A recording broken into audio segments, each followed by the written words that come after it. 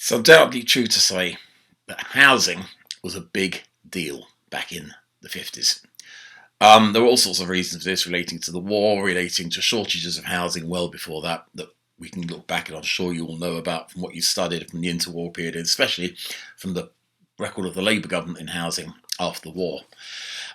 You'll know that Labour had its problems with housing. They managed to build 600,000 new houses, most of them council houses, and also refurbish a lot more. But there was a general consensus that wasn't enough. And there'd been serious problems with it. There were restrictions on the construction of housing. They had to limit the import of raw materials, especially timber, to help the balance of payments. There had been cuts in public spending around 47 and again in 49. And those cuts and the fact that not as many houses were being built as had been promised, I think was pretty unpopular with the voters. And that does a lot to explain, by the way, why the Conservatives in the 1950 Party Conference adopted a policy, a nice headline flagship policy, 300,000 houses a year. I think it helps explain why they won in 51. The man charged with delivering it was Supermac Harold Macmillan, and this was his first serious ministerial post, his first proper ministerial post. He'd made his name actually as a reforming Tory, as a kind of social reformer, and he had a strong commitment, I think, to this policy of housing. I think he said it as something he wanted to deliver. Implementing it was more problematic. It's actually a hell of a lot of credit to Macmillan and his rather more sharp-elbowed and rather slightly dodgy junior Ernest Marples that the houses were actually delivered. But the truth is, 260,000 houses were completed in 52. By 53, the target was exceeded. And 4/5 of houses built in the Macmillan years were actually in the public sector. They were council houses. And these were the solid, well-built 50s council houses that did so much to improve the lives of ordinary people and gave lots of ordinary people, like my parents and so as me, their leg up. New towns like Harlow crop up, and providing new lives for thousands of EastEnders. Now, I went to school in Harlow. I lived in the village, one of the satellite villages outside of it. I've spent much of my life dissing Harlow, and to be honest, still do, really, in a lot of ways. But the truth is, for those people escaping the East End, Harlow was nirvana. It was actually pretty wonderful. And the houses, particularly the 50s houses, which you can see pictures of that I've put up above this, were actually pretty blooming marvellous. I think Macmillan, in doing this, made his political career in many ways. By the time Macmillan had shifted off to defence in 54, there were signs of a slight shift in policy towards lifting rent restrictions. In the war, there had been rent restrictions to keep rents down. And if you like to kind of liberate and free up the private sector, that sounds familiar, doesn't it? So, Cabinet minutes said, the Minister of Housing said that the deferment of the rents bill was regrettable but inevitable, as he had informed the Cabinet on the 16th of April it was his intention to shift the emphasis from building of new houses to the repair and demolition of old ones once the 300,000 target has been attained. To put it another way, public housing, less important now, private rental and private purchase, more so.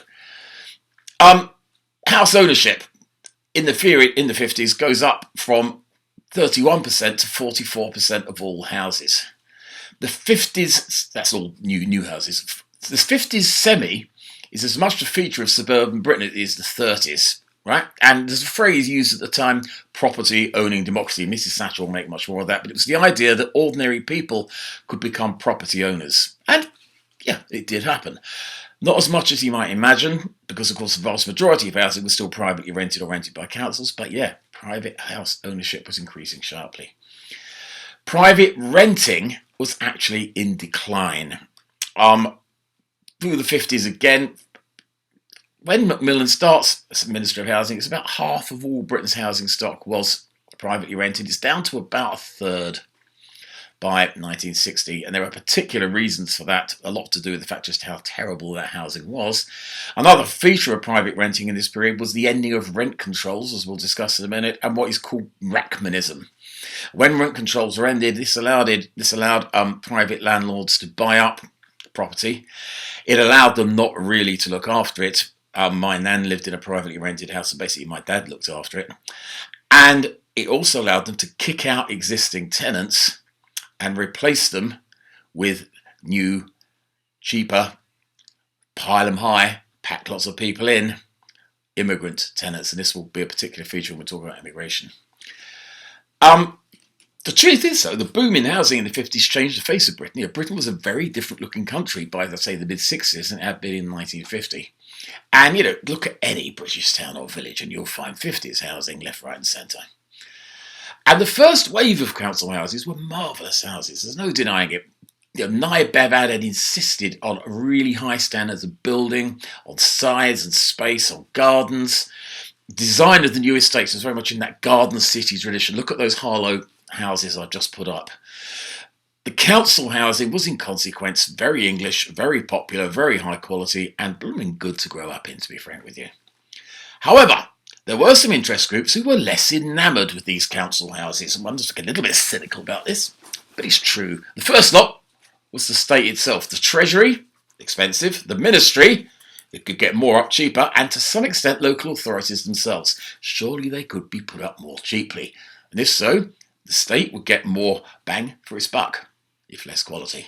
The second group was the architectural profession. I know we've got future architects watching this, but I'll tell you what, they're going to commit some blooming awful sins in the next few years. They liked modernism, concrete, not bricks, mortar and gardens. The third group were builders who liked modern building technologies, which cut costs. They liked building smaller, just to see a modern house, you know what I mean, and cutting minimum standards because it made it cheaper to build, up to profits. And finally, council leaders and town planners were falling in love with concrete modernism and going up, up, up, up, up. So in 1955, Duncan Sands, Eden's Minister of Housing, we'll meet him again, altered the regulation of subsidies for housing to allow high-rise construction much more easily. And what happens is over the next few years, concrete is fashionable.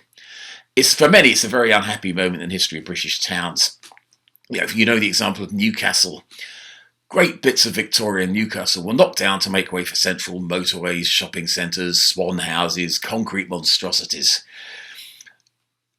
It also brought with it, by the way, corruption, more of which anon. By 1960, some 15% of new housing was high-rise. This would be up to 26% by the mid-60s. Architects loved it, council leaders loved opening them. In a lot of cases, residents weren't so keen. Some were.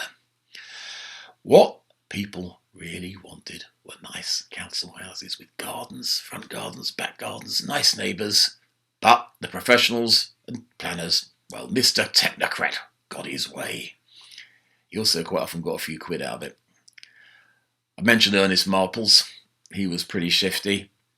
John Paulson, a corrupt architect, had T. Dan Smith, the council leader of Newcastle, a modernist visionary, in his pocket as well.